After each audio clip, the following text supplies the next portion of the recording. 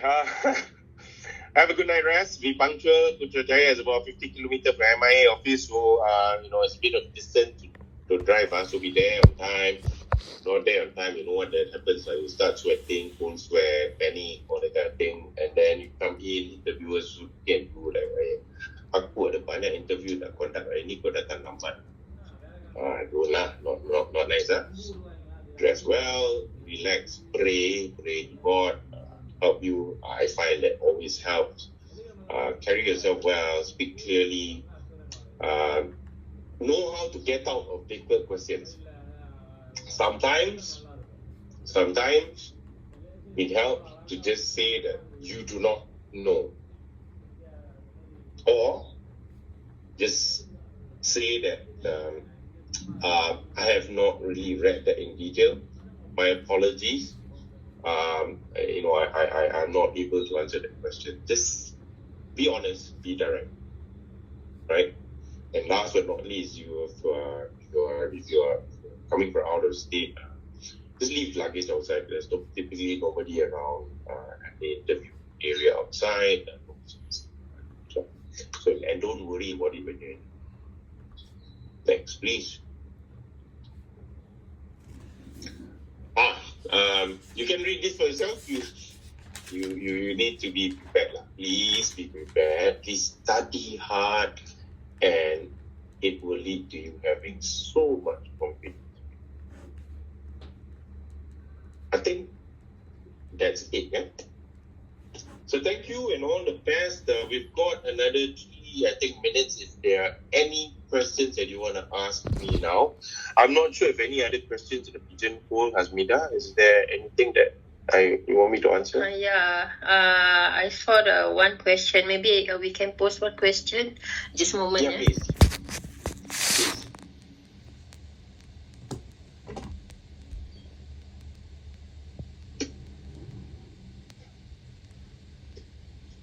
I see whether you can answer or not.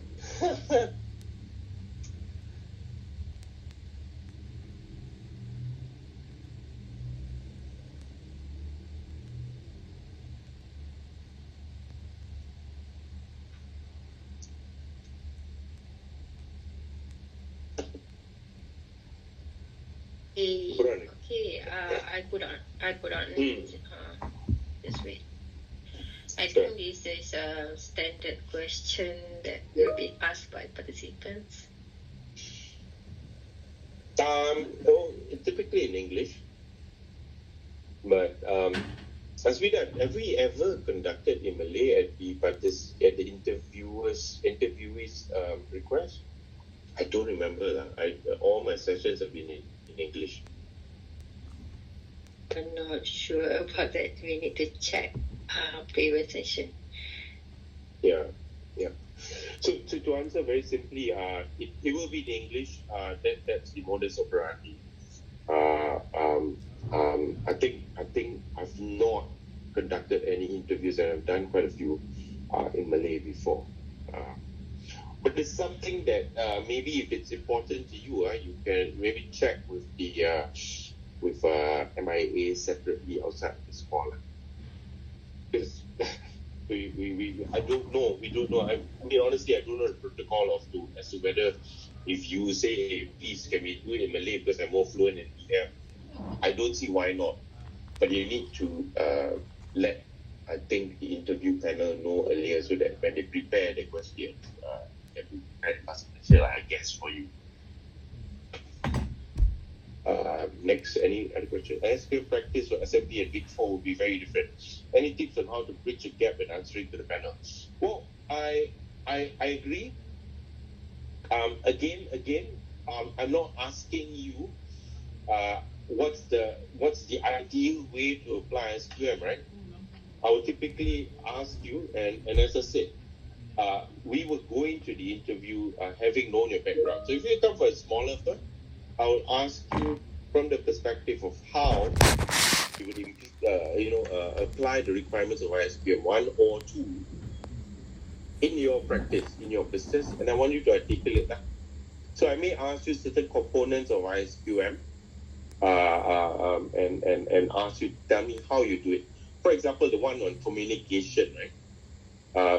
Now, the big firms would typically have, audit executive events. That's when they communicate, and they'll have a professional practice office which will communicate these issues, how to address this particular risk if they arise on the audit. Smaller firms, maybe not. It could be done via smaller team events, discussions, whatever not. It's fine. As long as you understand the concept, you're able to explain to me how and why that's relevant to be communicated to the auditors, auditees, whatever not. It's fine with me. Yeah, so the expectation is I don't expect you to tell me how a big firm will do it if you come from a smaller firm. Yeah, I hope that's clear. Any other questions? I think that's all. We have no question in the pigeonhole. So I think there were two other questions on the chat from Kok Chuan and Peter. Maybe you can address. Any idea for audit exemption? Not sure what you mean, Kok Chuan. My name is Pritam. The questions, as I mentioned just now, it typically will be around the components of ISQM, right? And I will typically ask you to articulate what those components are about, and how would you practically apply that in your firm. Again, having given cognizance to the size of the firm and your own experience. Yeah, I hope that's clear. Coach, not very clear on the audit exemption paper. Sorry, after we submit the application, is it possible to keep? After we submit the application, how long they will call us for the interview? Any answers there from MIA? Quite fast normally. Maybe I'm not sure about that, but we will reply soon. I think when you submit the application, you better start studying again. So don't wait for your study leave. To me, you're going for this interview, you're already slated for that. You better start studying now. People will say, hey, but audit, we work very hard. I'm sure you can find half an hour a day during in the morning, go in.